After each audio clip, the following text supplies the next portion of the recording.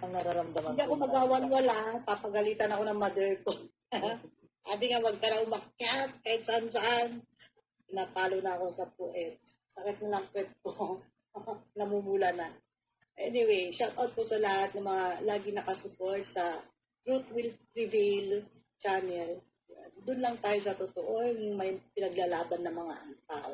kasi Yun lang sa nararamdaman atin ko lang. parang ang laki ng ang laki ng dinadala mong sama ng loob dito sa Soplet. Kaya ito, pagkakataon mo na para ilabas lahat yung nararamdaman kong sama ng loob dito.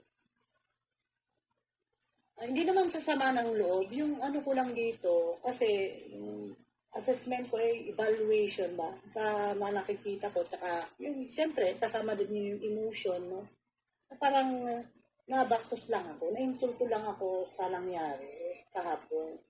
Na hindi ko sinisisi yung mga mapagpatado tao kasi ganun din ako. Kaya lang, yung timing naman, yung wag naman dapat ma-insulto yung mga tao na kasamahan ninyo na matagal, pinaglaban kayo, at malasakit sa inyo. Tapos out of nowhere, makipagkita kayo sa tao na ng balahura na at lahat-lahat sa inyo na hindi kayo ni minsan pinaglaban sa mga laban ninyo. Hindi naman pinagpapalit, ano man tawag dito. I'm sorry for my words, rephrase. Sana lang, intindihin nyo rin yung pakiramdam ng mga taong nasa paligid nyo minsan. Makiramdam din kayo. Hindi lang yung lagi kami ang nakikiramdam. Huwag ganon. Walang bastusan, walang ano. Like you, si Jenner din lang naman ang ano ko dito eh. Yung sama na sa kanya kasi parang na-insulto ako. Parang mas bida-bida pa ngayon yung mom niya, mas Pau. I'm sorry, I straight to the point ako. Minsan na ako ulit magsasalita. Hindi na to mauulit. Para lang malaman nila yung nararamdaman ko din. Ano lang, maintindihan nyo yung pakiramdam na isang naging pamilya ninyo. Opo. Ayan, dito na po ako.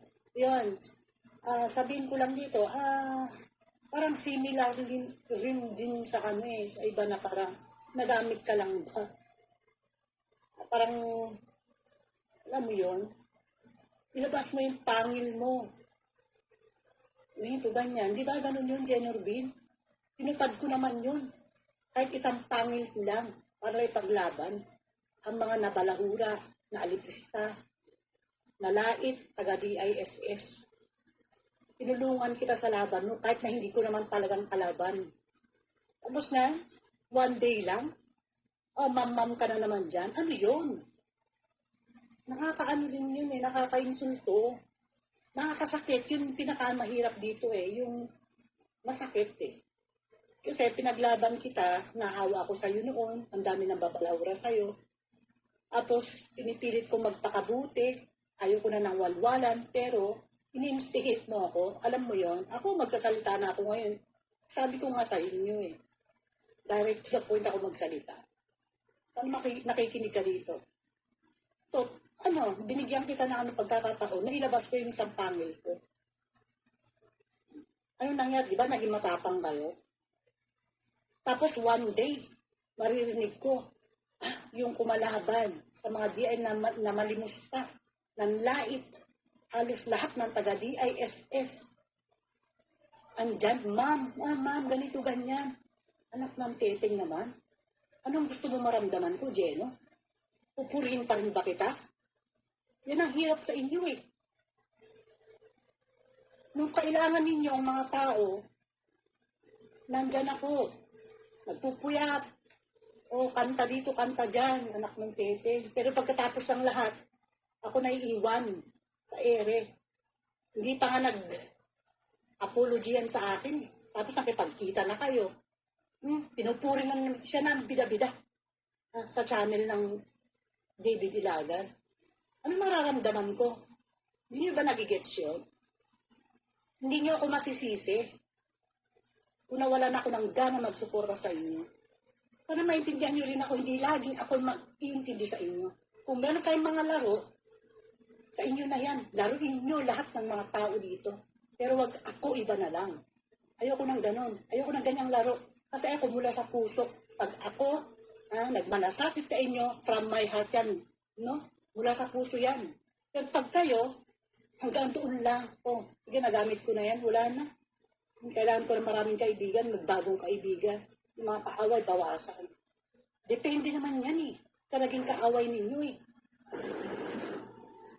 Yung sabihin ko sa'yo, Jeno nilagasan mo pa kami lahat. Ikaw na ang leader dyan. So ipaglaban mo na, mag-isa ang sarili mo, ang DISS dyan, itong kaya mo. Hindi mo na ako maasahan dyan. Huwag mo na akong sabihan na ilabas ang pangil ko. Ikaw naman maglabas ang pangil mo kung meron ka man yan. Hindi kita kinakalaban, pero nire-real talk lang kita. Huwag ganun. Huwag mo ko gawin tanga. Kung matalino ka, para sa sarili mo, matalino ka na. Pero katangahan mo, huwag mo ilabas sa publiko. Huwag ganun. Masyado kang ano eh. Bola dito, bola dyan. Ano bang meron? Pinagpalit mo agad ang isang chik-chikwada na gusto mo ilabas yung pangil ko nung binabalahura ka ng kung sino-sino. Tapos ngayon, mamam ka dyan, doon ka. Kunin mo yan, huwag akong pakyatin mo. Siya ang pakyatin mo ngayon. Yan na maging kulab mo dyan. Diba, bilib na bilib ka nga dyan? Ay pau-pau. Yan ay palit nyo kay Chik-Chikwada sa DISS family. Hindi ako kawalan para sa inyo. Siguro, ganun. Nararamdaman ko naman eh. Kahit kailan, ilang beses na yan, ayoko na magmukhang tanga. Sa mga kaibigan ko, lagi ako pinagsasabihan, pero mas iniintindi ko kayo. Kasi pagmamahal ang meron ako. Bakit okay? Nag-sorry na ba sa'yo si Pau-Pau? Dapat nag-sorry mo na. Di ba? Wala. Wala nga po. Kabastusan yun na. Kaya pala nagkakaganyan. Tama naman yun.